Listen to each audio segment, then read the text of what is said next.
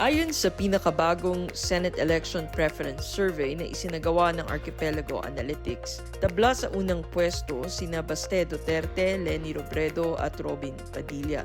Bawat isa sa tatlong kandidato ay nakakuha ng 48% voter preference. Sa susunod na hanay ay sina Vico Soto at Loren Legarda na kapwa nagtala ng 45% voter preference at pumwesto sa ika-4 hanggang ika-5 ranggo. Pasok din sina Raffy Tulfo at Alan Peter Cayetano na parehong nakakuha ng 42% at pumwesto sa ika-6 hanggang ika-7 ranggo. Bumuo sa unang 10 sina Pulong Duterte, Francis Escudero at Mark Villar na pawang nakapagtala ng 39% voter preference. Nakumpleto naman nina Jose Sixto Gonzales III o Ding Dong Dantes at Grace Poe ang kasalukuyang unang 12 kandidato matapos silang parehong makakuha ng 35% voter preference. Ipinakita rin ng survey na may ilang kandidato na ilang porsyento lang ang layo sa tinatawag na winning circle. Sina Jinggoy Estrada, Ben Bitag Tulfo, Nancy Binay, Joy Belmonte at Jose Marie Borja Visceral o mas kilala bilang Vice Ganda ay pawang nakakuha ng 33%. Sumunod sina Jimmy Bondoc, Juan Edgardo Sonny Angara at Manny Pacquiao na nagtala ng tig 30% at nasa ika-18 hanggang ika-20 ranggo.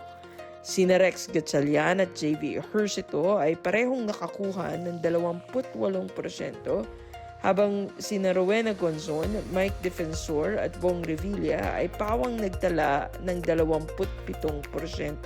Sumunod sina Vince Dizon at Ralph Recto na may tig 24%, habang sina Benhur Abalos, Franklin Drelon at Mar Rojas ay kapwa nakakuha ng 21%. Sa mas mababang bahagi ng talaan, sina Gringo Honasan, Francis Tolentino at Heidi Mendoza ay pawang nakapagtala ng 19% voter preference. Sumunod naman sina Philip Salvador, Willie Revillame at Bonifacio Bosita na may tig 14%.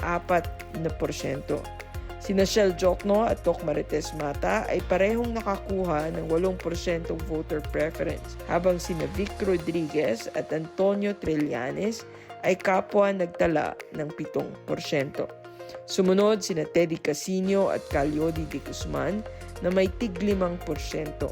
Sina Pastor Apollo Kibuloy, Teacher Franz Castro at Martin Romualdez naman ang kumumpleto sa listahan ng mga kandidatong isinama sa survey matapos silang pawang makakuha ng 4% voter preference. Isinagawa ang survey mula Mayo 26 hanggang Hunyo 2 sa pamamagitan ng harapang panayam sa isang nationally representative sample na binuo ng 2,637 katao edad 18 pataas.